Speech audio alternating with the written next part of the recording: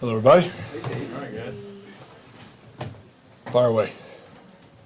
So, I don't want to talk, I guess we'll talk about bad things. Like, we were sitting there, everyone's watching the Cowboys, they missed 4 extra points, all these things get Chiefs fans all upset that kicking hasn't been easy around the league. We've talked about it a bunch of times this year. How do you feel right now as you head into playoffs through your bye week with your operation, with your guys on that part? I feel good where it's at right now. We've had great weeks, great days of practice, and, I think we're on point right now. And I really felt bad for that kid. I mean, watching that game, that was a tough one.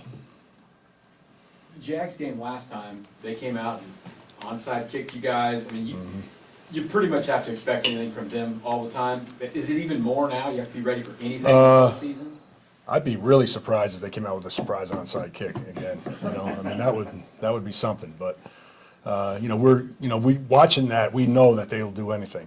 So we are ready for everything and anything. So we practiced it. We looked at it, and we'll be on point with that stuff. The league a couple of weeks ago reportedly sent out a memo to all the teams about the holders using a marker or some sort on the field and everything. I know it's not something, it's something that kind of goes on, but not really talked about too much. Is that a big impact, or? No, not really. You could pick up a piece of grass and put it down. That's all you need to do, really. You just can't have a foreign, like a dime or something like that to bring on the field to put down. That's what they're looking for right there. So it really doesn't affect us. We don't do it. There was a little uncertainty surrounding Harrison, and it seemed like he felt pretty good in the last game. How did he respond kind of coming out of that as far as confidence? He responded well. I mean, his back, we had the spasms, and, he didn't have any issues, on the last day of practice during the week, and so we felt pretty good about it, but we still brought Matt with us just in case. But, I really it was a long shot that he wouldn't kick, so. And then he kicked great. He had a great warm-up and good pregame. No issues.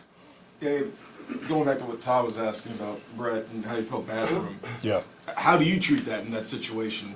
That's a tough one. I mean, you got to try to get him settled down, go back to fundamentals, kicking the net, and just, you could really feel for what was going on. He missed 2 right, and then he over-exaggerated and pulled 1 left, and then I'm going to go back to what I always do, and then he, because it must have been feeling really good for him that, the ball was going right. He just felt right. It just wasn't coming off his foot right. So, I mean, it was, I was feeling for the kid. It really was. And it was, for Bones, too. I mean, the special teams coordinator, Fossil. So, tough situation for them. I'm sorry, I didn't mean to interrupt you. I apologize. I know your job as a coach and all coaches is always to try to fix it, right? To always try to find the issue. You're in the playoffs now. It's not like building anyone's confidence for later in the season or when we need them. These are the games that count. There are times that it's on you to say, and every position coach, Andy, you can't do it. Like in that situation, was it on Fossil to go and say, look, don't go to him. It's not there. I mean, I guess at a certain point you might want to. I'm not sure exactly what they were thinking. When they had the ball on a 20 and they didn't kick a field goal right there, and they went for it, and did they lose confidence? I don't know. But it seemed like it. But who knows? But they kept kicking him with the extra points. I think that was good. He needed to get a positive. He needed to have a positive in that game, and they just kept going to him. And but to answer your question, there probably would be a point. Like if I felt, talking to Bucker on the sideline, that mentally he was not there, I might have to say something to Andy. But if I felt like he was kicking well into the net and, Coach, I got this, I know exactly what I'm doing wrong, that kind of feedback, I would probably just, let him go with the next one. is that the hardest thing to do? Yeah, I mean, it's a feel thing for sure. I mean, that's coaching. You got to make a decision, you go with it. And Does it help how long you've been together with Andy that, like I would think if you're a first-year coach, you want to tell the head coach, we're gonna get it done no matter what. At the end of the day, you're supposed to win the game, and if it's like, hey, we need to go. I mean, if I think it's going to, having a deal where it's going to hurt us and we're not going to win the game, I mean, obviously you say something. But if you're in that game, they were up. I mean, it wasn't even a close game, so you want to keep kicking the guy. I think. I mean, I think they did the right thing there.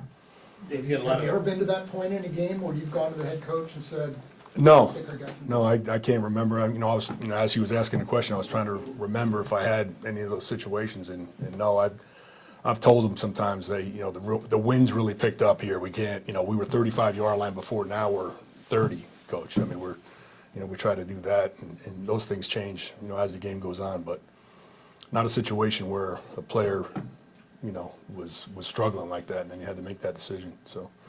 They've got a few guys playing in the first postseason game, and I'm just wondering if you hold up the Texans game of a few years ago, of what a difference, your unit can make. Yeah, I mean, all you gotta do is watch those games, and you see, like, the quarterback sneak, he gets the quarterback sneak, and that game is different, or the other game, the other game with 4th and 1, the Miami game, the delay of game. I mean, every play is so important, and then special teams, on my end of it, obviously, that's critical, so, the guys watched it, we talk about it all the time, and, we didn't go back and look at that game, but they know, what happened in that game and how important it was for us to come out and make some bigger plays on special teams to even it up, and, it worked out for us. So, every play's important, and our guys are dialed in right now.